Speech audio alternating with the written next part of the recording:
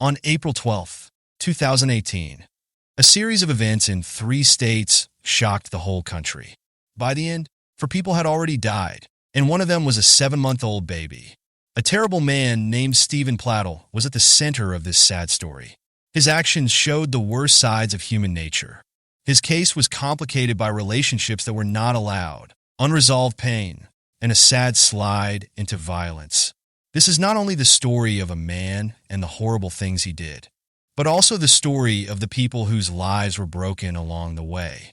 Because of this, the hard truths about relationships, mental health, and the effects of emotions that aren't controlled are brought to our focus.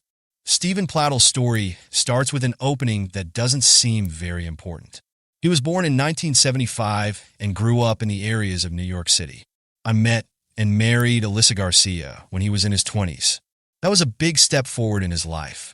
After a while, they made Westchester County, New York, their home and started a family there. The young pair had their first child in 1998. It was a daughter named Katie Rose. However, they were unable to handle the difficulties of being parents and their unstable finances. So they had to make the hard choice to give Katie up for adoption when she was still a baby. Stephen and Alyssa continued their journey together for a number of years, having 2 more children. At first glance, it looked like their lives were steady, but gradually cracks began to show. Someone said that Stephen was mentally unstable and only cared about himself. He also had angry outbursts. The strain between him and Alyssa was building up below the surface, which made things in the family unstable. In 2016, when Katie, who was 18 at the time, started talking to her real parents again, everything changed. Thanks to all the social media sites, it was easy for her to find Stephen and Alyssa. She decided to get back together with her birth family because she was curious about her past and wanted to learn more about it. At first glance, it looked like a happy get-together. Katie moved in with Stephen, Alyssa, and their 2 younger girls in Henrico County, Virginia. They live in the house they own right now.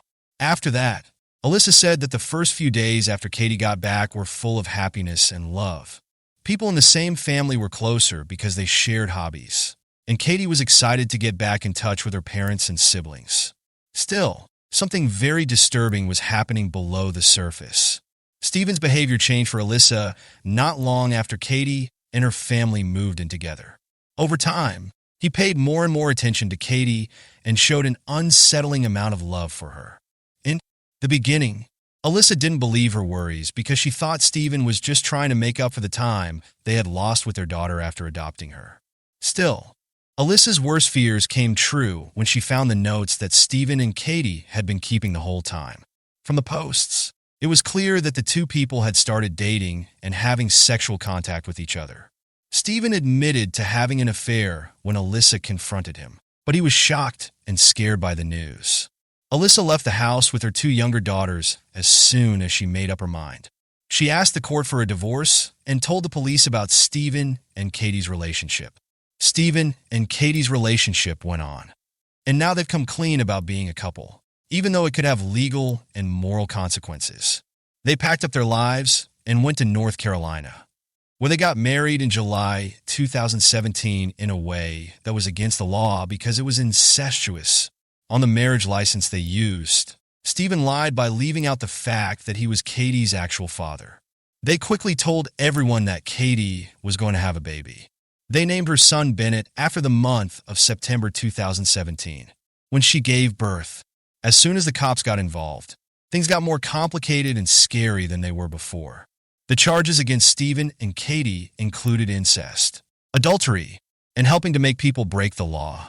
They were caught in Virginia in January 2018. Bennett, their baby son, was going to be put in foster care after Stephen and Katie were given bail and told not to talk to each other again. They did not. Stephen's mental health quickly got worse, and the arrests, which were a turning point for him, were big signs of this, as he was removed from his family and knew he could face legal consequences. He became more and more angry and desperate because Alyssa tried to keep her girls safe from the chaos. Stephen became angry at her. The very first thing Stephen Plattle did when he woke up on April 12, 2018, was a scary task. By the end of the day, he had killed 3 people: Anthony Fusco, Katie's adopted father, and their child. After that, he killed himself.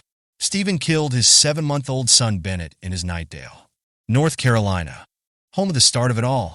The police thought the situation was very scary after doing more research, and there was proof that Stephen had carefully planned what he was going to do.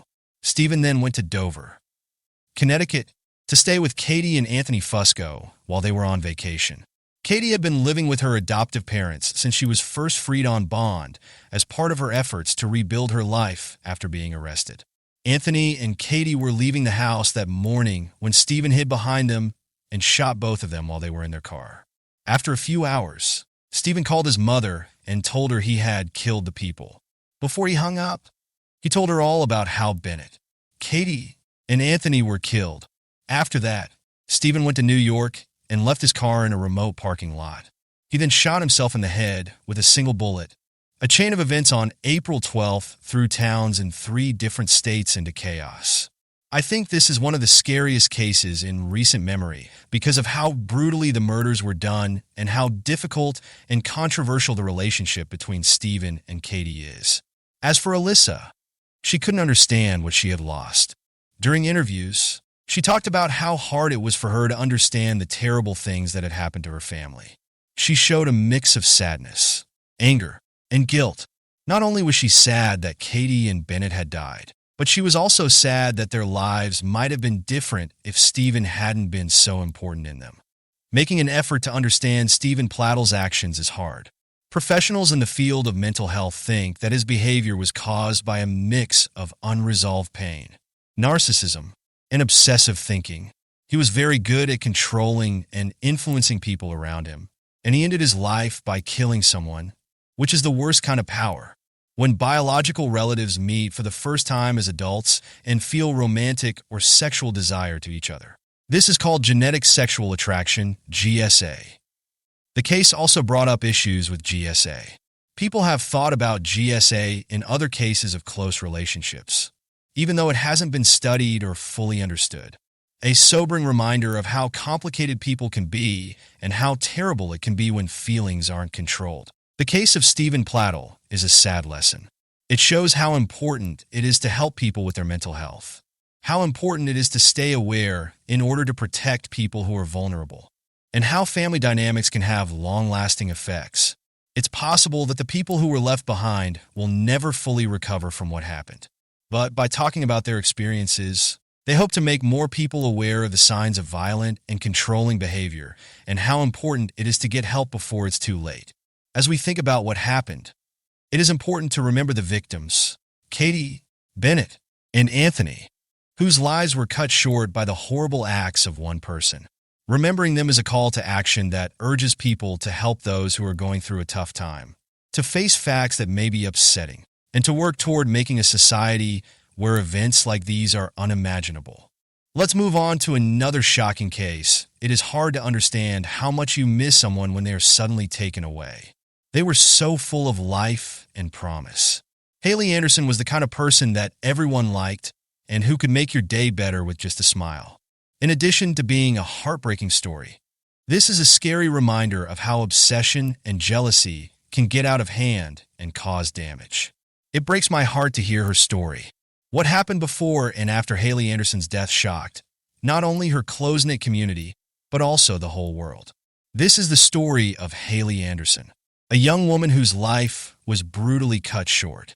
There was more to Haley Anderson than just being a nursing student at Binghamton University. She was also the one who kept her group of friends together. Because she grew up with loving family and friends, Haley had a warm and caring environment. She was born on Long Island in Westbury. She had this amazing, warm, bubbly energy that came from her, and she was very loyal to the people who were important to her. Her friends often used the phrase, "someone who lived life with her whole heart," to talk about her. A lot of her favorite things were spontaneous road trips, late-night talks, and going on adventures. Every time Haley laughed, it made everyone else laugh too. It was the kind of laugh that could turn even the worst situations into something magical. But she was more than just her friendly personality. She had other things going for her too. There was a strong drive, compassion, and determination in Haley to make the world a better place. She made a great choice by choosing to become a nurse. Helping people wasn't just something she wanted to do. It was a big part of who she was. Haley was 22 years old and had a whole life ahead of her. There were many people who loved her very much, and she was also making plans and going after her dreams. But in one night, everything changed. There would be no more changes like that. At Binghamton, Haley had a lot of friendly people in her circle of friends. Orlando Tercero, a fellow nursing student, was one of them. Orlando was sure of himself and charming, and he seemed like a good person at first glance.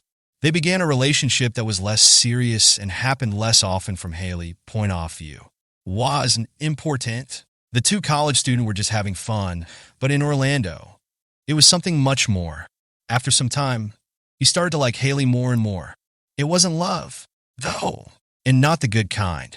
Something more sinister and obsession that got stronger. Alter Haley made it clear she was looking for a long-term relationship. Even though Haley thought of Orlando as a friend and maybe even cared about him, she set limits for themselves. Orlando thought those limits were too strict to be acceptable. As Haley's friends watched him more closely, they saw that he was acting more possessively and randomly. This person was not only dealing with being turned down, they were also falling apart. For Haley, March 8th, 2018, was just like any other day. Her friends were the people she trusted and liked being with, and she had plans with them. At the end of the day, they got together at a house not far from campus. It was the kind of night where everyone told stories and laughed, which was just what Haley liked. At some point, Haley decided to leave and go to Orlando. Why they did it is not clear. Maybe they wanted to talk things out, or maybe they were just being nice. Nobody told Haley that the apartment she went into would be the last place she ever went, no matter what made her go there. The things that happened in Orlando's apartment are still very creepy. Orlando killed Haley by strangling her because he was angry and jealous. Along with not being someone he could have, she became someone in his mind that no one else could have. The next day, Haley's friends started to worry about her. She wasn't answering her phone or texts, which was very unlike her. At first, they tried to convince themselves that she was probably just in bed or busy. On the other hand, their worry grew as the hours went by. They used a phone tracking app to get a better idea of where Haley was, which led them to Orlando's apartment. Something didn't seem right. It was decided that they would check on her, thinking that it might have been a misunderstanding or even a bad hangover. What they found was the worst thing that could have happened to any of their friends. It was Orlando's bed where Haley's dead body was lying. Without a doubt, it was clear that she had not just died. Something terrible had happened. Orlando, on the other hand, is not in any place. Government officials found out that Orlando was not in the country almost right away after starting their investigation. In order to get away, he went to Nicaragua, which was connected to him through family. Not only did I not make this choice on the spot, I gave it some thought. Orlando had 2 citizenships, but he ran away to Nicaragua in the hopes that he could avoid the consequences of what he did to the United States. The pain of Haley's family and friends got even worse when they heard that Orlando had gotten away. Not only had they lost a loved one, but the person who did it was now out of reach for everyone in the U.S. legal system. But those who cared about Haley would not let Orlando get away with it. They kept pushing for action and demanding that justice be done for Haley, no matter how long it took or how far it reached. The situation was eventually fixed by Nicaragua's courts. In 2019, Orlando was arrested and put on trial for killing Haley. It was hard to prove because the case was in a different country with different AWS. An instance was clear.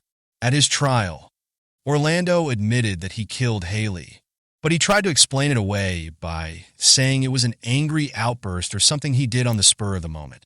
The court did not agree with it.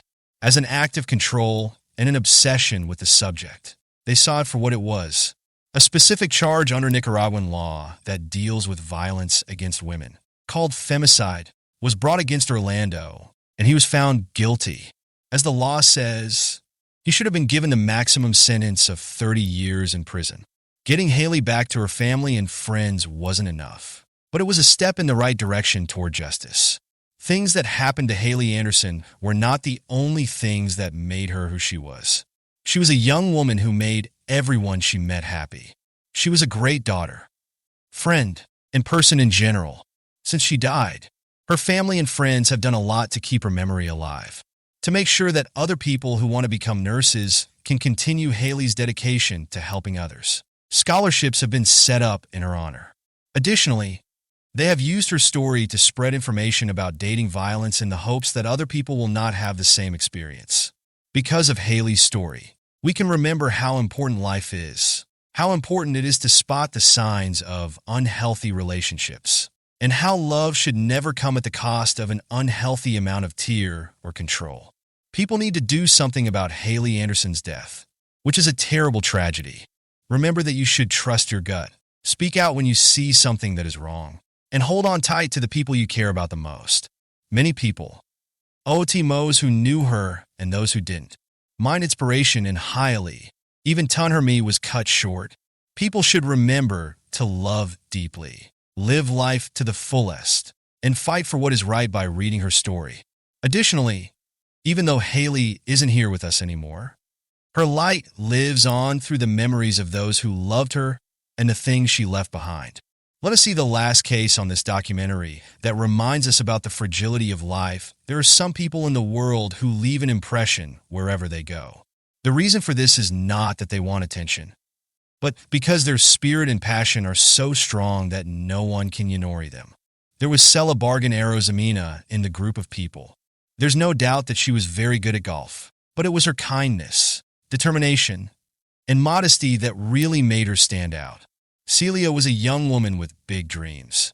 This is the story of how an act of senseless violence cut Nene's store. So, Kunosic Nuenpotentar Celia was born in Puente San Miguel, Spain, on July 6, 1996. As she grew up, she developed a deep love for nature and a strong commitment to sports.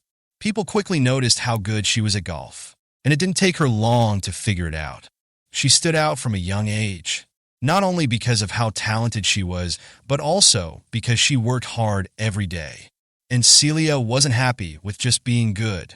She wanted to be the best, and she was ready to put in the hours it took to do her best.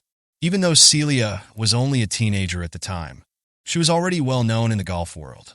Her participation in tournaments in Spain and Europe earned her praise and admiration as she moved up the levels. Despite this, Celia was not only dedicated to the sport, but she was also a hard-working student who found a way to balance her academic goals with her athletic goals. For the purpose of going to Iowa State University, Celia moved to the United States in 2016. She became well known while she was at the university when she played golf on the women's team. She did a lot of amazing things. Because of her many wins, Big 12 Conference championships, and all American honors, she is seen as one of the most famous athletes in school history. But Celia never lost touch with reality, no matter how much she accomplished. Based on what her teammates and coaches said, she was always there for others as a friend, a mentor, and a positive force in any situation. The 17th of September, 2018 was just like any other day for Celia. The young woman had just graduated from Iowa State University with a degree in civil engineering. She was 22 years old at the time. At that moment, she was in Ames, Iowa, getting ready to start working as a professional golfer. She went to Coldwater Golf Links first thing in the morning, which is a public course that she often used to practice. According to Celia, the golf course was her safe place. It was where she could focus, refuel, and do the things she loved most. In the early morning, as she always did, she went out on the course by herself with her clubs, enjoying the peace and quiet. But the practice session that was supposed to be calm and relaxing turned into a nightmare. Late in the morning, golfers on the course noticed something strange. Someone had left their golf bag on the green without leaving any notes or other signs. Because they were worried, they told the staff, and a search began. What they found shocked everyone in the community to their core. Celia's body was found in a pond nearby. After having been severely beaten, she was left there. Everyone who knew her couldn't understand what they were seeing. It was horrible. There is no way that someone so full of life and hope could be put through something so violent. The police started their investigation right away with the goal of finding the person who did such a horrible thing for children. Soon after, the suspect was caught and taken into custody. Colin Richards, a 22-year-old man with a long history of crime, was arrested close to where the crime happened. Richards didn't have a place to live when the event happened, so he was living in makeshift campsites near the golf course. He had a violent and unstable life, as shown by the fact that he was charged with assault, theft, and drug use. These charges were on his record. The case against Richards was based on a huge amount of evidence. Reports said that people saw him early that morning near the golf course, and clothes that had been stained with Celia's blood were found at his campsite. Police questioned Richards about the crime, and he admitted to doing it, saying that he had been acting on impulse. He did something cruel and evil, and the only reason he seemed to have for it was to hurt someone else. People at Iowa State were shocked when they heard that Celia had died. Her family, friends, and the whole state were shocked. I don't understand how someone so full of life could die so quickly. There were vigils on campus, and hundreds of students, teachers, and athletes came to honor her memory and pay their respects. Her teammates remembered her for more than just golf. She was a friend, a leader, and an inspiration to everyone she met. Friends and family who knew her talked about how hard she worked, how she could make people laugh, and how she could light up a room just by walking in. Celia grew up in the town of Puente San Miguel, which was also sad when she went back to Spain. They were very saddened by the death of their beloved Celia. She was a well-known athlete in their community and a great example of what their neighborhood should be like. Richards was charged with murder in the first degree, and his trial began in 2019. The details of the crime were revealed during the proceedings. These details were so horrifying that they were almost impossible to understand. As the day went on, it became clear that Celia had fought back with everything she had. But Richard's attack would not stop. It did not take the jury long to decide that the person was guilty. That Richards would spend the rest of his life in prison without the chance of getting out was decided. Even though the sentence gave Celia's family some closure, it didn't really make them feel better. They would always feel sad about losing her because nothing could bring her back. Even though Celia's precious life was cut short by a terrible accident, her memory lives on. The family of Celia Barkin Arozamena set up the Celia Barkin Arozamena Memorial Fund to help young athletes and students follow their dreams by giving them money. Their goal was to make sure that Celia's love of golf, learning, and helping others would be passed on to future generations so that others would be motivated to follow in her footsteps. A lot of people talked about safety issues after hearing her story, especially when it came to women. This shocking event served as a stark reminder that violent acts can happen anywhere, even in places that seem safe. New safety measures were put in place by local governments and schools in response to the tragedy. The goal was to protect students and stop it from happening again. Celia Barkin Arozamena was all of those things and more. She played golf, went to school, and had a daughter. Everyone who knew her was inspired by the way she lived her life as a young woman with a bright future and a heart full of hopes. Her life, on the other hand, showed what it means to love deeply and live your life to the fullest.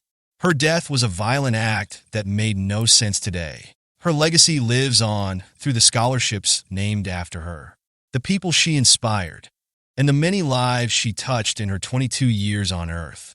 Even though Celia only had a short time, she made a big difference.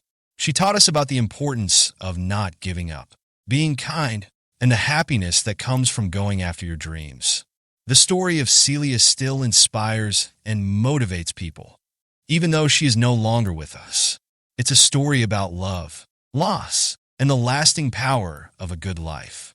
It reminds us to love the people we care about and work for a world where every life is respected and protected.